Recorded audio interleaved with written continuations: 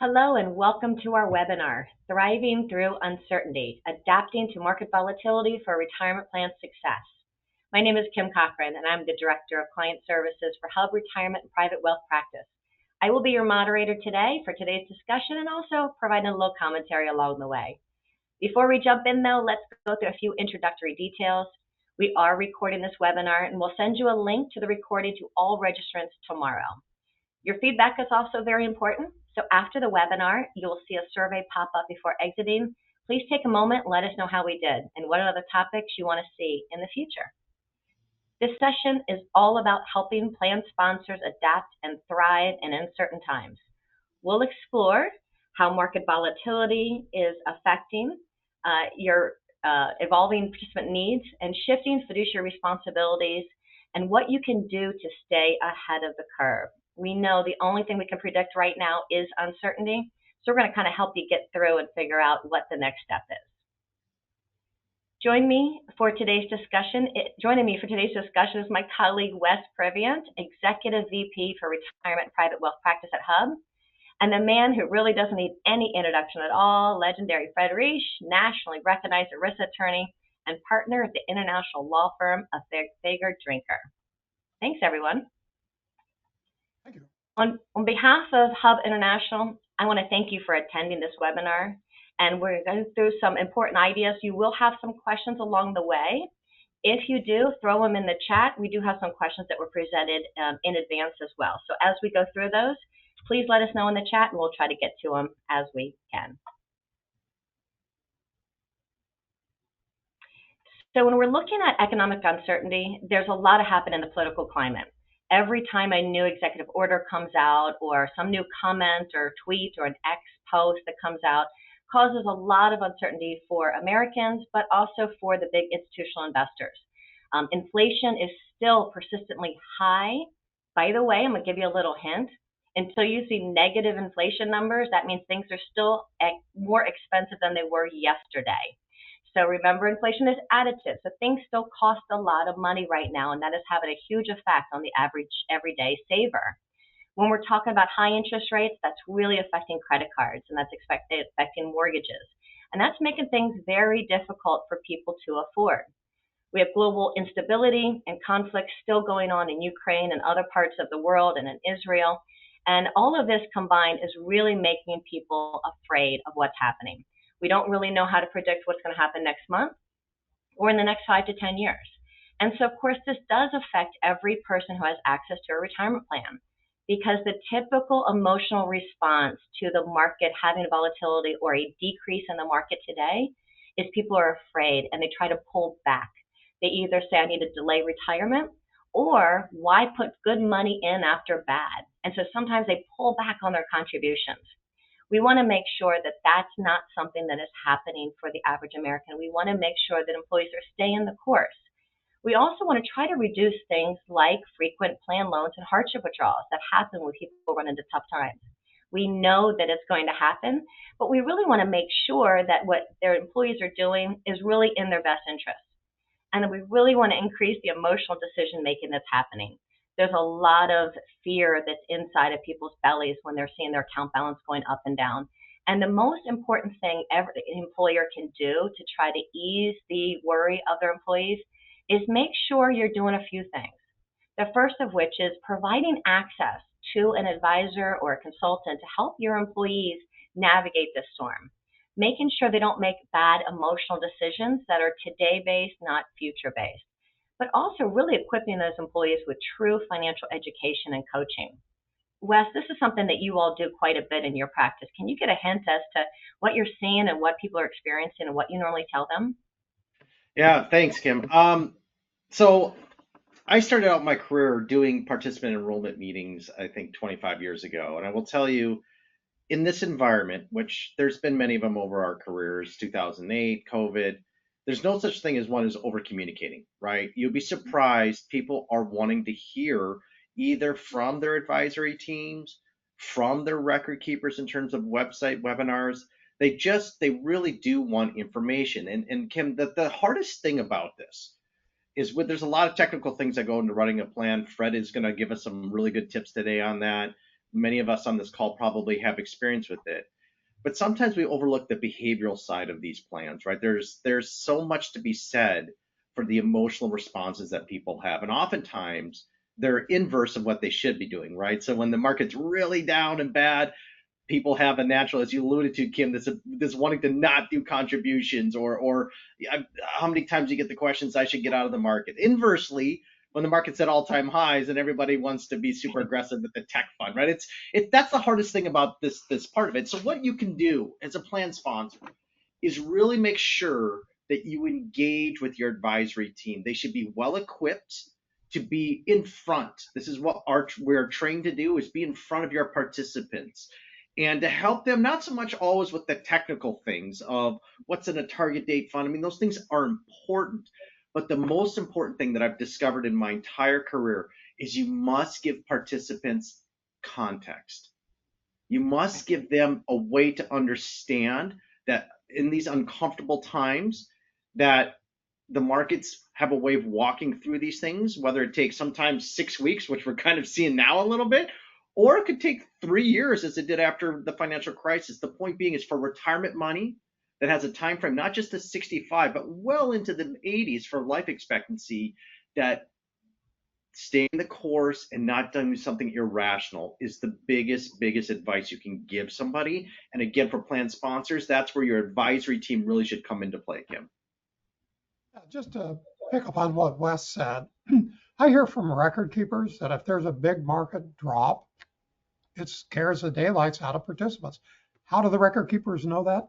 Their call center phones are ringing off the hooks. They have to bring in more people to man the phones. They're getting some incredible number of calls every day. What do I do? But from a legal perspective, it would be better if something was done before those phones start ringing off the hook, so that, as Wes said, you have a better educated in terms of investment workforce. And Kim and I have talked before the program about how it's really savings that matters the most. So structure your plan so that folks have enough savings in order to be able to ultimately retire securely, but then provide education about the investments. Also help them get into investments that may give them some greater security, managed accounts, target date funds. There is some data that participants who feel like they're well invested, aren't going to run out and make changes. And as bad as it is to sell when the market's at the bottom, the really bad part is, when do you buy back in? And they miss the recovery. So I would say, consider education now. Consider the demographics of your workforce and providing both the investments. For example, an accounting firm or a financial services firm may have a really wide lineup of some investments, which might be pretty aggressive because they understand financial matters. But for a manufacturing workforce, there's nothing wrong with a vanilla design with straightforward investments that create less opportunity for people to do the wrong thing while supporting them doing the right thing. So my main message is, now's the time. Do something before the bad stuff happens, because once the bad things have happened, there's still things you can do to help, but you're on the late side. So to protect yourself, have a well-educated workforce. One of the things that has been wonderful about what has happened in the change of investment lineups is the creation of target dates. So if you remember the olden days, you would have had 8 different investments in your retirement plan, and you had this perfect portfolio picked. And if one investment was losing money and one was gaining money, you thought the one that was losing was bad, so you'd get out of it and go into something different. And you weren't really looking holistically at your entire portfolio.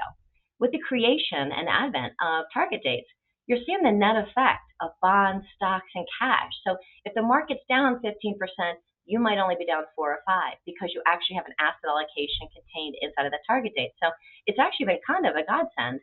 The creation of these is really kind of limiting, that emotional response. Now, that being said, also in the olden days, a lot of people had access to pension plans. So let's talk a little bit about what's coming up now, and when we're looking at the ability to have new security and new options available. When we think about the demand for stability, we're talking with a lot of retirees that are saying, I don't have a pension plan, but I don't like these market swings. It's causing me grief. I want some constants in my life. I want to be able to know that I have a guarantee for a certain portion of my account. So there's an ever increasing demand now for stability through income solutions inside a retirement plan. We call these in-plan income solutions. So participants are looking for financial security. They want to know that, hey, if I'm going to get $2,000 a month from Social Security, if I can guarantee I'm going to get another $3,000 out of my retirement plan, well, that's $5,000 a month that I know is guaranteed for the rest of my life and my spouse's life if it's structured that way. That feels good. So that helps our emotional response. The rest of my account can sit there and grow and do whatever it wants. I know that that money is guaranteed. So I'm more apt to feel good about what's happening. So what has happened with the competitive structure inside of retirement plans is these new income solutions are actually gaining a lot of traction. There are ways to have in-plan income options built into target dates and even inside of certain mutual funds inside of retirement plan that allow an employee to structure a portion of their account into, here's the bad word, an annuity. Annuities had a really bad day. They had a couple bad decades, but what an annuity provides is guaranteed income at the risk of the insurance company being able to provide that benefit. But it's really gaining traction nowadays, with this new ability to say, you know what, I'm 65, 75 years old. I don't want my market swinging too crazy, and I want to know that I'm not going to outlive my money. Wes, what are you seeing in this regard? Well, it's absolutely correct, right? I mean, I think to remember that these annuity decisions will be made in a fiduciary environment, right? In an institutional pricing, I think is an important kind of technical thing that maybe Fred will touch on. But I will tell you, one of the most, again, I'm a big behavioral finance person. One of the things that really happens to people, and it should be shocking in any way, is that as you age, and we all do, that how you feel about risk really does change. And you want to feel differently about risk, wait till your W-2 income is shut off. And when people go to transition into retirement, I will tell you, seeing it many, many times in my career, they are looking for these things, Kim. At the end of the day, they're not looking for a lot of technical speak around markets and investments and bonds and cash. For many people, investments have been a secondary thing to the primary way of earning a living. And what they really want to know is, hey, how much can I get per month and will I run out of it? And who's the backstop on that?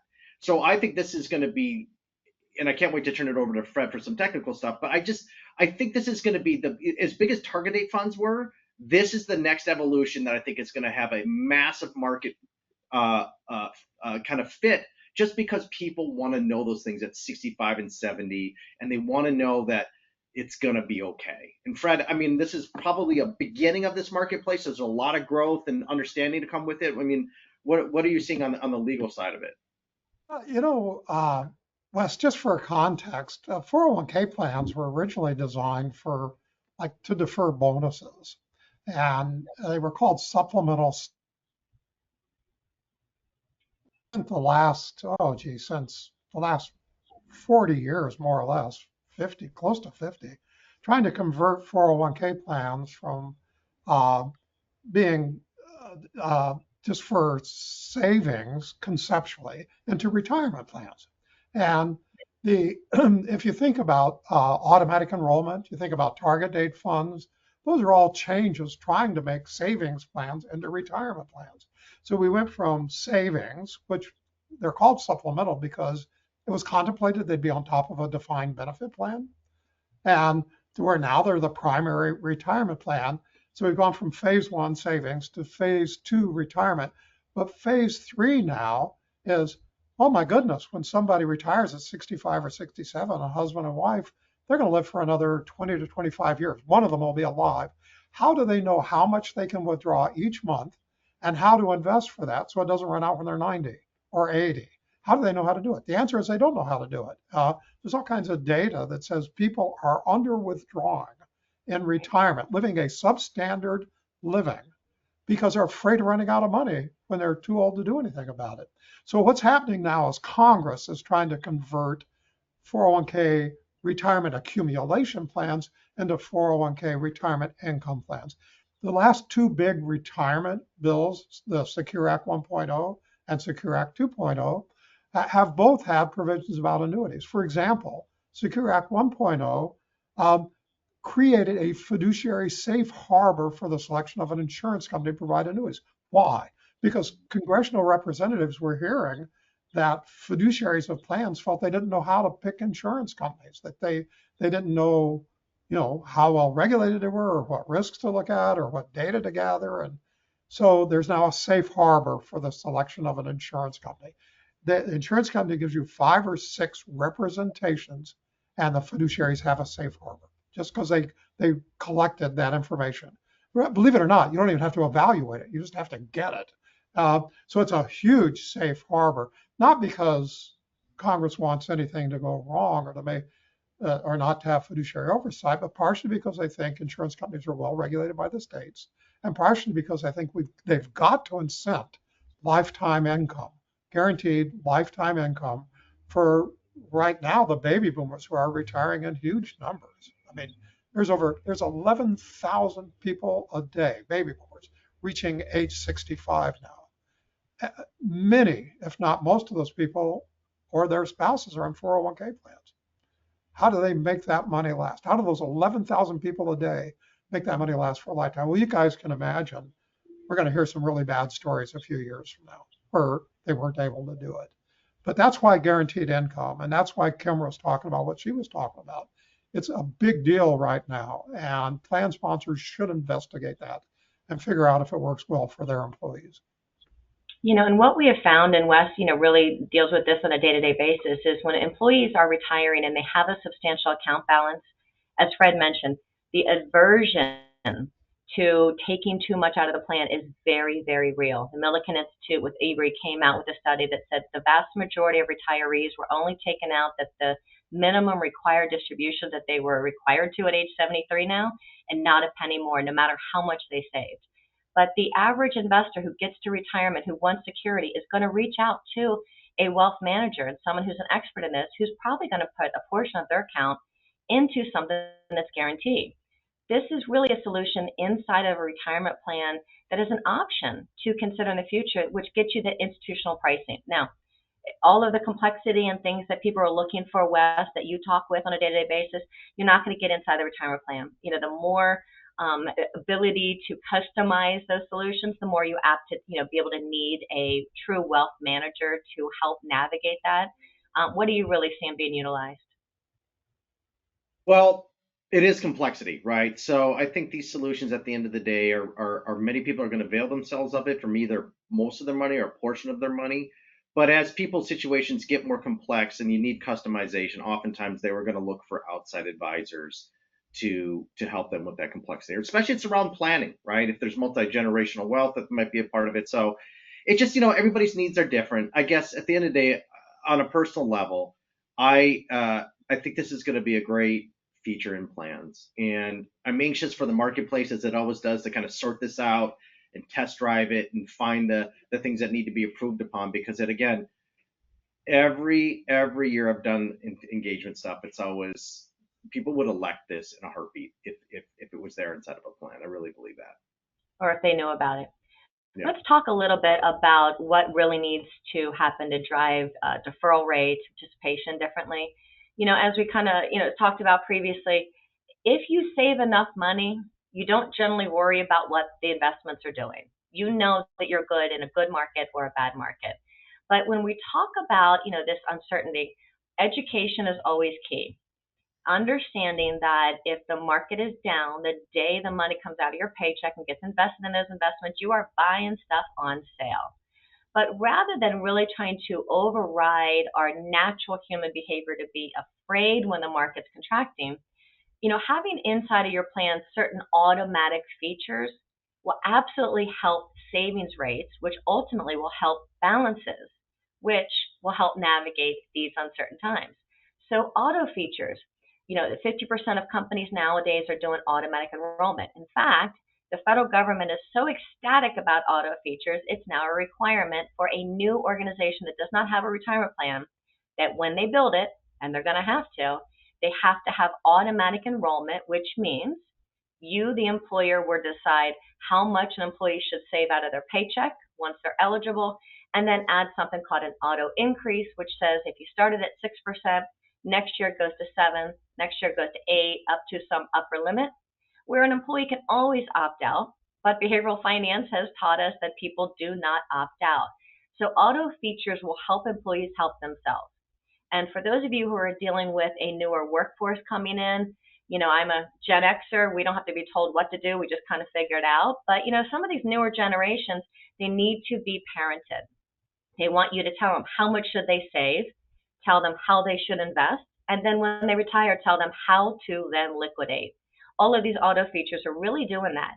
But personalized coaching is really important too, because every employee comes at it from a little bit different frame of point. How much money they're earning, whether they're a single parent, whether they're taking care of elderly, what their financial situation looks like, how much debt they have. Talk to me, Wes, a little bit about the personalized coaching that's really needed in these circumstances. Well, at the end of the day, the more that you can make things personal, right, and have a human connection. I mean, there's so much technology out there with, the record keepers and phones, and that stuff's helpful. Don't get me wrong, it is. But at the end of the day, sometimes the extra nudge that a human can provide gets people over that kind of decision making process. And if you look at now, because of like today doing a Zoom video or a webinar video, the ability now for humans to reach people on an efficient one-on-one basis has increased, significantly. And so that one-on-one guidance often is, the extra kind of nudge that people need to make sure they're doing things. And the auto features are very important. I think, Fred would agree that going back to his context discussion about how these plans got started, it was probably a mistake to have everything opting in and voluntary versus now what we're seeing is correct, which is if you auto enroll and auto escalate, that gets kind of the baseline of a plan set. And then the personalized coaching helps with some of the other issues that might be fighting for that dollar, right? The debt issues, the other things. And so that's where the personalized coaching, I think, can end up helping is once the blocking and tackling in a plan is set with the auto features, that can help make sure that those don't get disrupted and can help with the other issues that are on top of people's lives. And let's not forget that there's a very distinctive problem that Americans are running into right now, whereas credit card balance is at an all-time high. And you think about the average credit card interest rate is somewhere around 21 to 29%, which is ungodly. There are certain circumstances where our education might actually tell an employee that maybe they do need to pull back on their contributions a little bit until they can get financially strong in their other circumstances, really putting their dollars out of their paycheck towards reducing that debt to get themselves into a very strong place. It does no good to accumulate $1 million in retirement if you have $1 million in debt. It doesn't really work. Kim, to go back and pick up on the automatic enrollment thing, and one thing I agree with you and Wes on, though, is that there's a need for, it's commonly called financial wellness education, and on all of these issues, including debt, that unfortunately our high schools and colleges don't particularly prepare people to deal with the financial complexity of the real lives they encounter once they've graduated. So it seems like there's really no other source of this education other than plan sponsors allowing their service providers, their advisors, to provide that kind of education. So one more burden that's not legally required on plan sponsors, but that is a best practice for plan sponsors to help their employees. And there's emerging data, by the way, in the behavioral finance area that financial pressure, debt, can affect how employees behave at work. There's one study of, I think it was truck drivers and the number of accidents they have. I mean, it's a real effect. It's not like us talking about something that's airy-fairy. So anyway, but back to more concrete things, things I actually know something about. Automatic enrollment. Automatic enrollment, Kim, as you pointed out, Secure Act 2.0 mandated that. New plans now, today, not someday in the future, but today, have to automatically enroll at least 3%. They have to increase at least 1% per year up to 10%. And then the employee is saving at a 10% rate. But employees can always reduce it or opt out entirely. The mandate's on the employer, not on the employee. There is data now.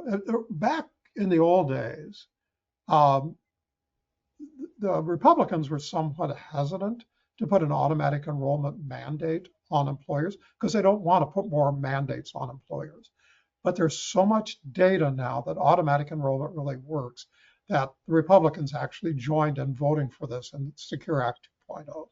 Now, what does that data show? Well, non-automatically enrolled plans nationally, and this varies by type of company, but nationally average about 70% participation. Automatically enrolled plans average about 90% participation. What does that tell you? Well, first, if you want to help your employees to get to retirement, to a financially secure retirement, automatically enroll. If you haven't in the past, start now. The second thing it tells you, maybe the more important thing, is 70% of the people know how to get into a plan, 10% of the people know how to get out of a plan, 20% of the people have no idea what to do at all.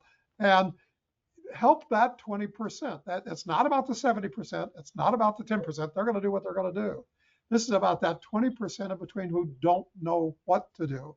Put them in the right place. Help them save for their future. Help them learn about savings. Help them learn about financial wellness. Help them learn about investing, because that's the right place for employees to be for the benefit of the country as a whole and for them individually. Hey, Fred, I'm going to stick you on the hook here to see if your crystal ball is working. We are recording this, so it's really important how you answer this. Automatic enrollment is required for all of the state-run IRA plans. If you don't have a retirement plan, it's a requirement of all new startup retirement plans for companies that don't have one. What is your guess on whether it will be a provision that will be required of all clients' retirement plans in the future?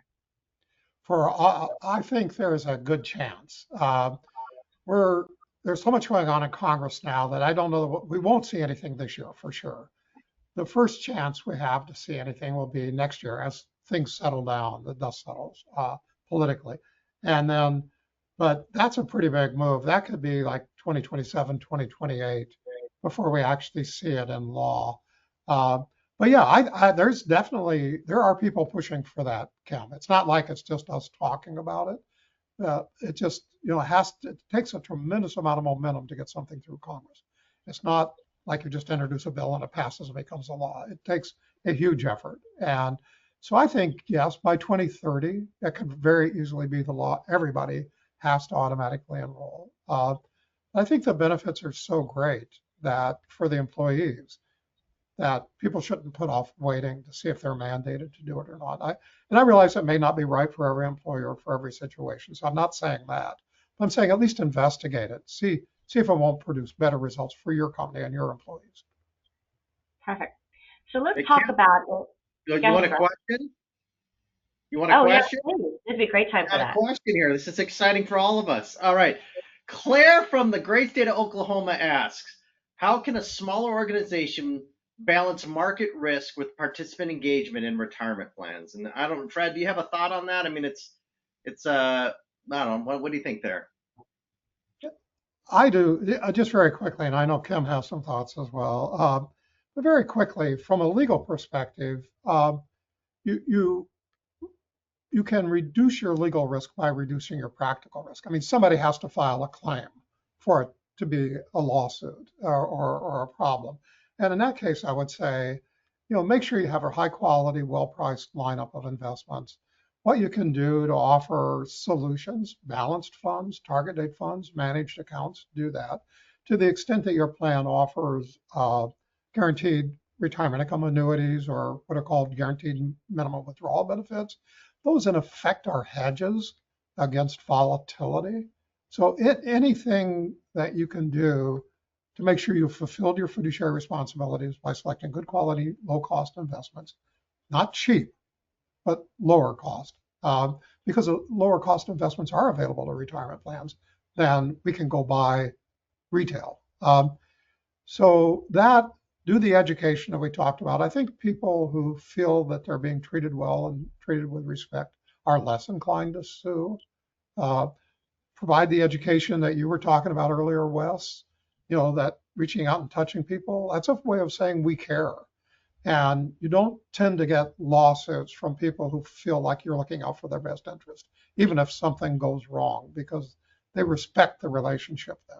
So those are just a few ideas, Wes. And my initial thought was a lot of times smaller employers don't necessarily have access to a consultant or a fiduciary advisor to help guide them along the way. So I would say if you're not currently working with someone who is an independent, objective fiduciary advisor, no matter how big or small your retirement plan is, definitely try to engage with one, because they can really help with that conversation with the employees, but then also help you all build a perfect portfolio of selection in which to choose from. And that actually takes us on to our next slide where, in today's day and age where Bitcoin gets more and more conversation every day and AI is just a big deal. We used to have these sector funds where people wanted to buy gold. And when all of these things get crazy, the most important thing that we need to understand is having a good framework of what investments are appropriate investments inside of your lineup is the most important thing to do. You cannot rest on the laurels that Janus Worldwide Fund from 1999 is still a valid fund in 2025. Caveat, I don't even know if it's any good or not any good anymore. I'm just saying.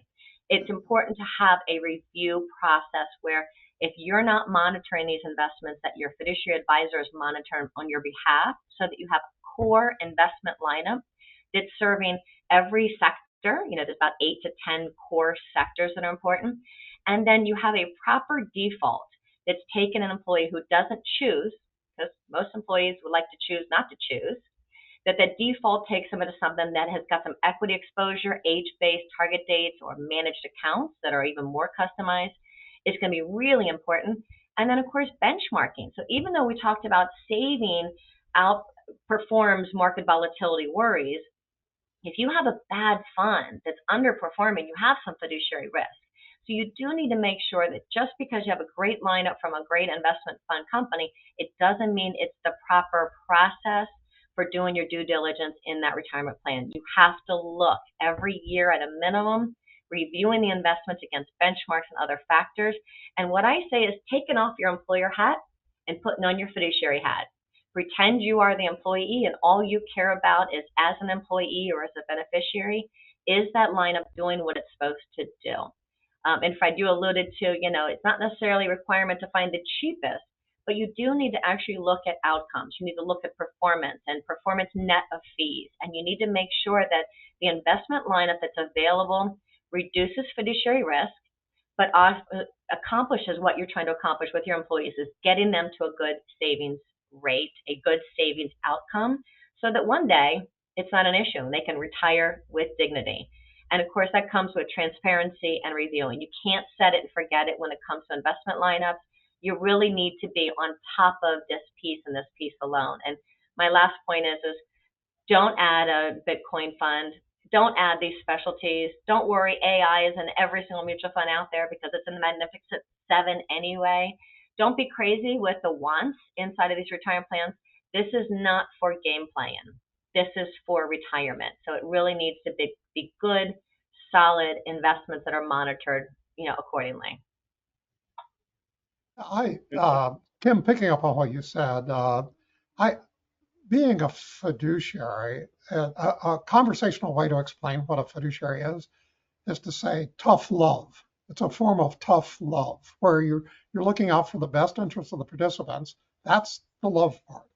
The tough part is within the context of them accumulating retirement. You're not supposed to create a investment sandbox for them to go play in. That's not the idea. The idea is making decisions consistent with the retirement benefits for your employees. So reasonably priced investments, good quality investments, yes, monitor, benchmark, all that stuff that Kim said. And then picking up on one other thing that Kim said, years ago, there used to be a saying, I haven't heard it in years now, but it's, I want to be on the cutting edge, but not the bleeding edge. When it comes to things, I used to tease a client that whenever he came to me, that he never came to me with anything mundane because he knew he could go ahead and do it. But whenever he was getting ready to get into a venture that he knew he shouldn't do, he came to me to say no. Well, keep in mind, there needs to be somebody to say no, and that's your job as a fiduciary. So, don't add investments that people can use to hurt themselves. There's enough volatility in the market. Most participants don't really understand the market. They don't know why it goes up or why it goes down. So stick with regular as much as possible, unless somehow your demographics indicate to you that you can do more than regular. And that, earlier when I used the term vanilla, that's what I mean, regular, just the basics. It's hard enough to educate people how to use the basics right. And there's greater potential for something going wrong when you go outside that. Wrong for them, which then means they may call a lawyer or they may call the Department of Labor and say, hey, I lost money and they put something in there that I didn't know how to use. I don't know, Wes, you're the investment guy. What do you Well, think? okay. So here is the greatest advice I can give on this topic to plan sponsors. And this has been honed in the field, so to speak, for years and years and years. And Kim, you alluded to one part of this. The most aggressive thing you can do is save, right? So when people say, oh, I want to be aggressive, this is where that conversation comes from when it's gold and Bitcoin, right? What they're really saying to you is they're looking for some magic solution to compound their money. The most aggressive thing you can do is one, save aggressively. To your point, Kim, if you have $1 and went up, you compounded it, it's not going to matter. So that's the first thing you always got to tell people is reframing that question into, are you saving aggressively? Because again, if you got $1,000, you got the returns on small money just doesn't matter. The second thing is, and this is a framing thing, again, you can tell I'm a big behavioral person, is that if you take an aggressive savings plan and compound it at 6 or 7% over 20 or 30 years, when you open up that portfolio, it's going to work. That's the beauty of compounding. If you consistently save, and you don't need, I mean, we all want great returns, but if you just literally look at the math, if you compound an amount of money at 6 or 7% over 20 or 30 years, which is the average horizon of just the saver, let alone the retirement time frame of the next 20 years, it's going to work. What doesn't work is when you don't save, or two, you start to get too cute with the investments and you do something gets too much volatile and then you're in and then you're out. If you just stay the course and you look at a lot of target date funds, their long run average in general, consider on that 6 or 7%, and you compound any amount of money, put it on a spreadsheet. I don't care. Go get a calculator online. You'll see it works. That's the magic. There's no shortcuts. And that's how you frame that up. It really, you got to just make sure that's what your advisory team should do. It's not really a planned sponsor conversation as much as, in my opinion, it's the advisory team should be helping you frame that discussion so people are focused on the right things.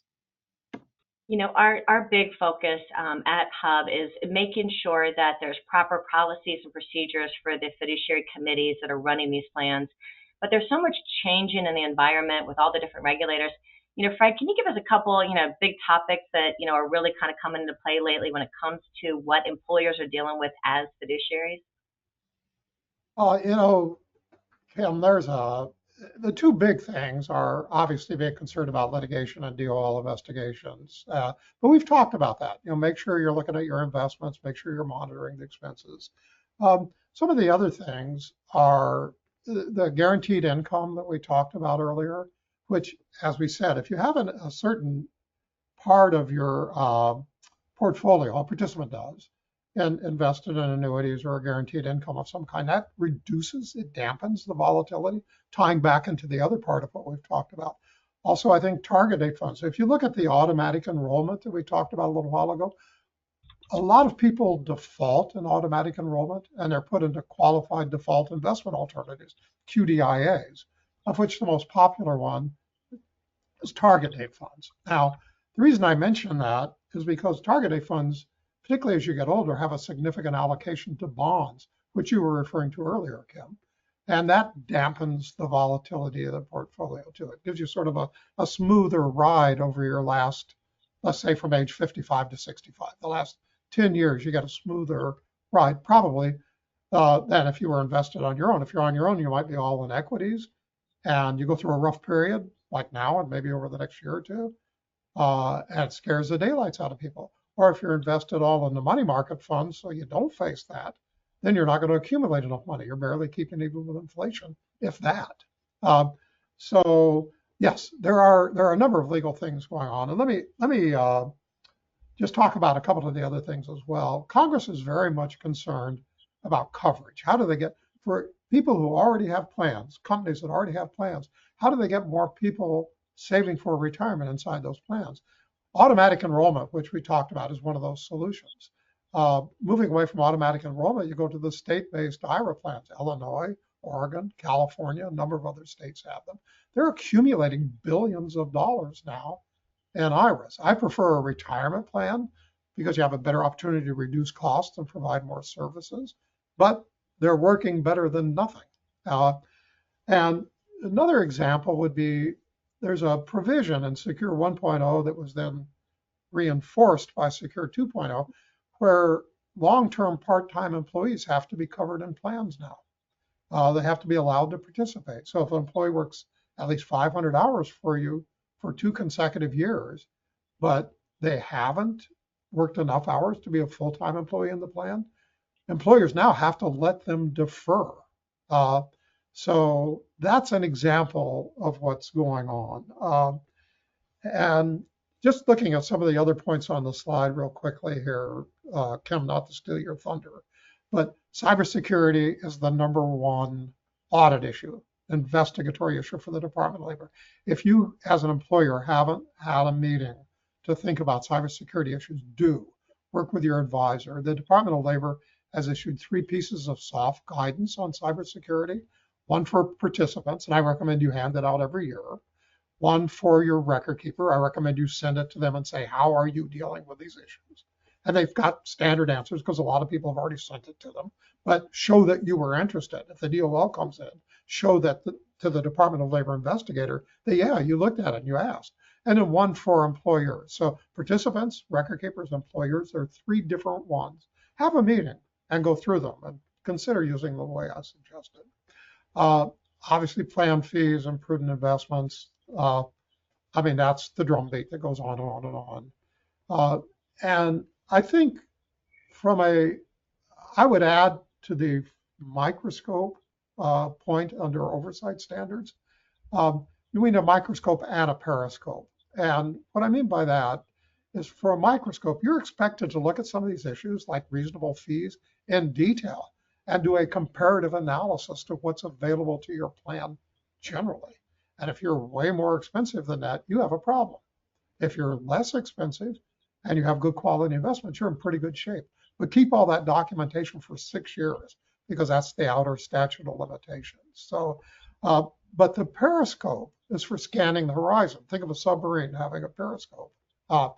Know these new laws. Talk to your advisor and your record keeper about Secure 2.0 and long-term part-time employees, Roth contributions for catch-up contributions. I mean, there's so much going on. These 2 laws, Secure 1.0 in 2019, Secure 2.0 in 2022, those effective dates are still coming in. So, and some of the provisions are mandatory, like the automatic enrollment one we've been talking about.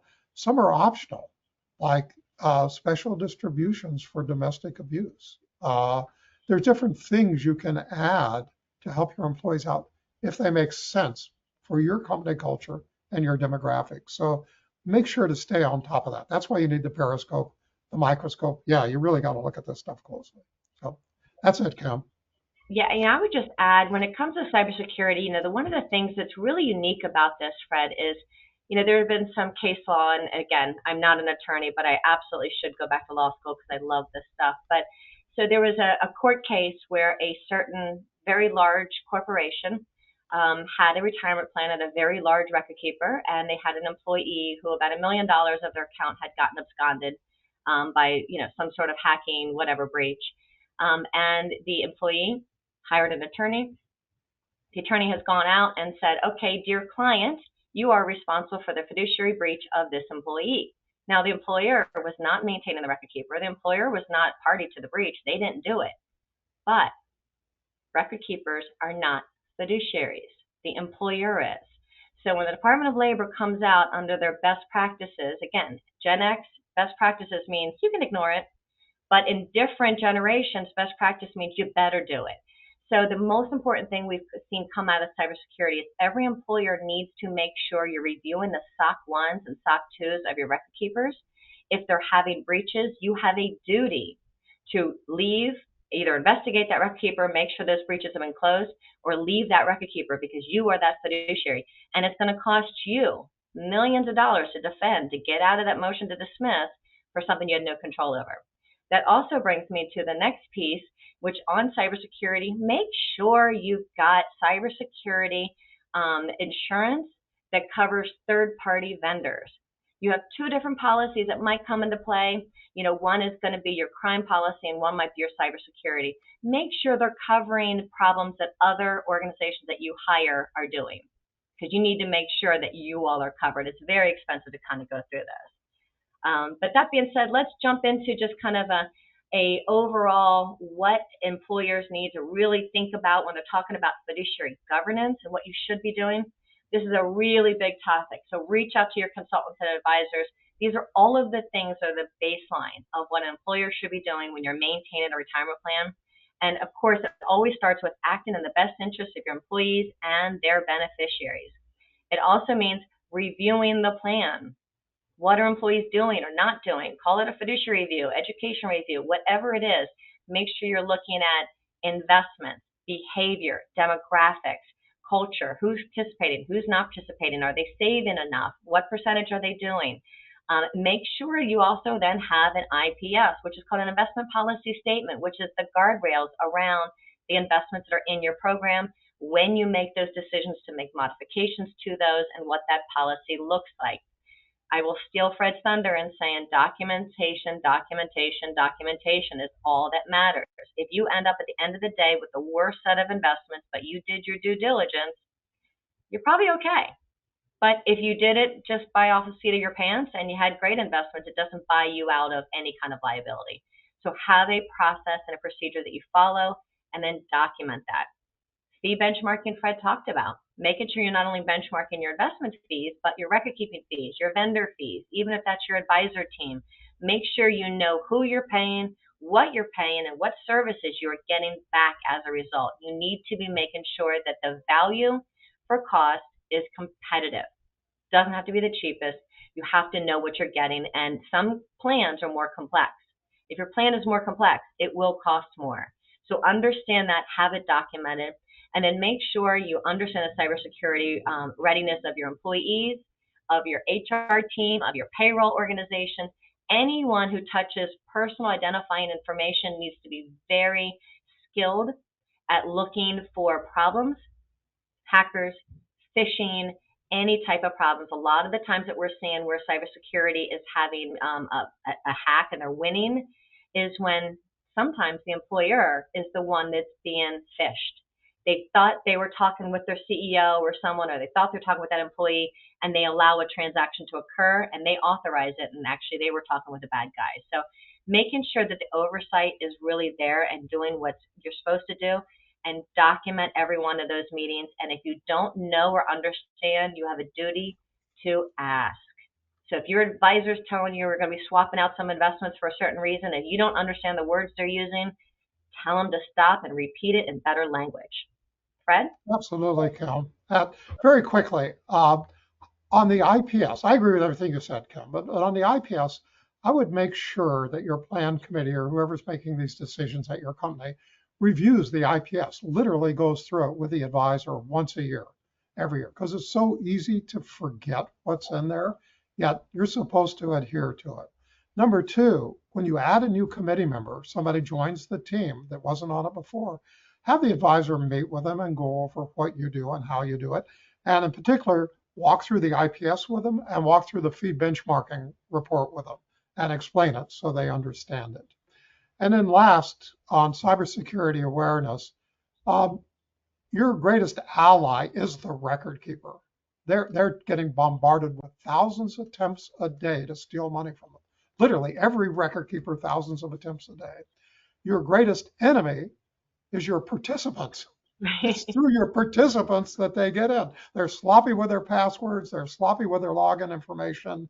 They get a notification somebody went into the account, a text or whatever, and they don't respond to it.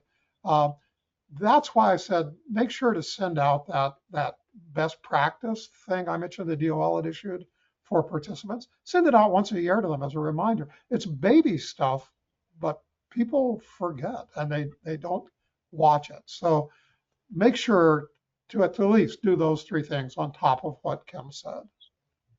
Absolutely. Great point. And then, I think at the end of the day, you figured out from us that we really strongly believe education is key. not just to the investment committee, the fiduciary committee, to all of you all.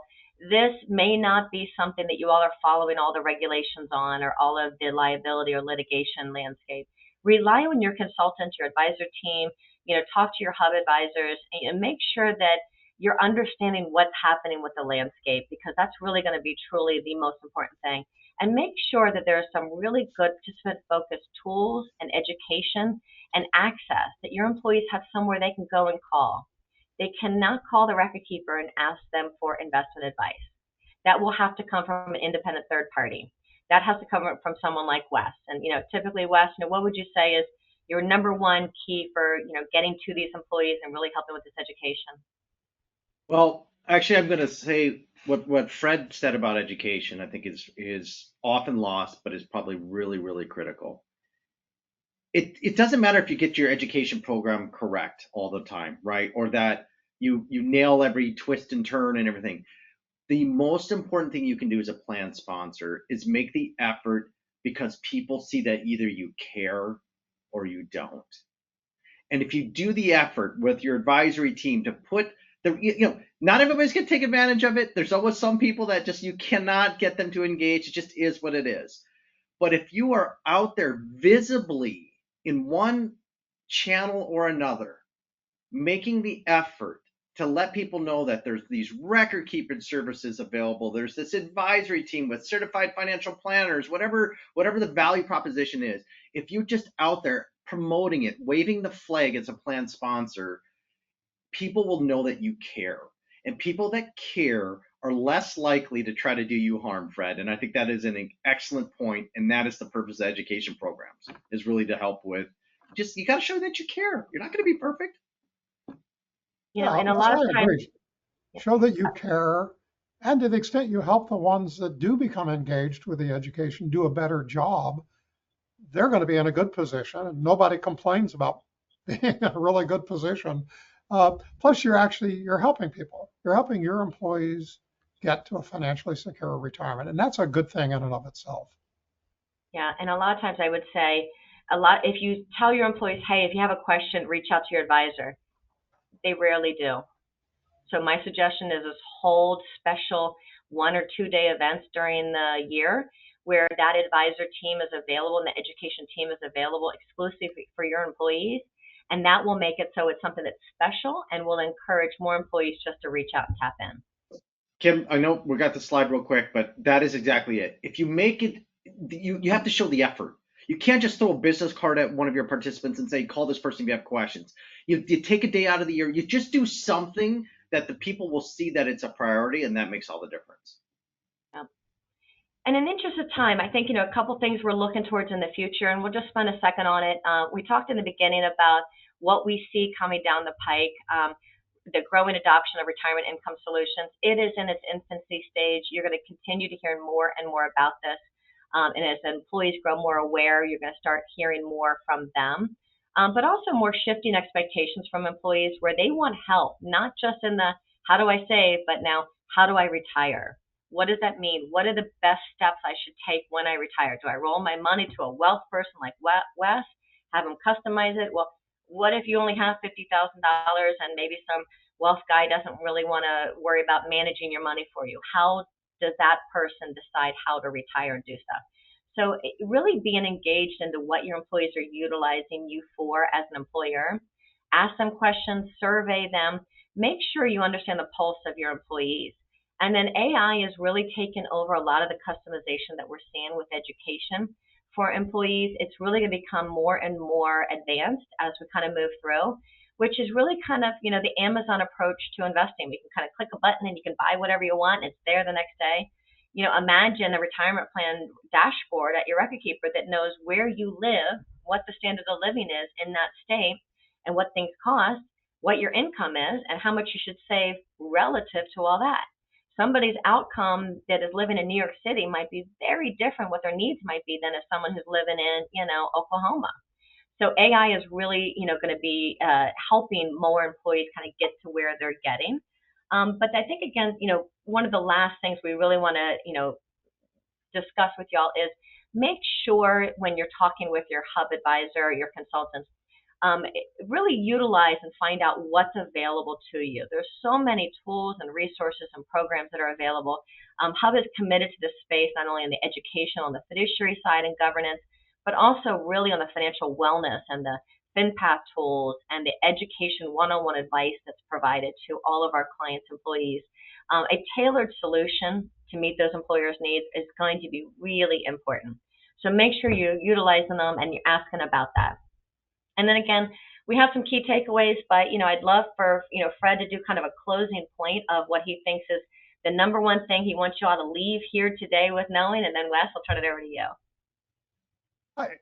I would say, and we haven't really gone into it much, but to the extent that you can work with your advisor and your providers to get employees to see a 401k plan or 403b plan as a retirement plan, that it's going to produce a monthly check at some point 10, 20, 30 years from now.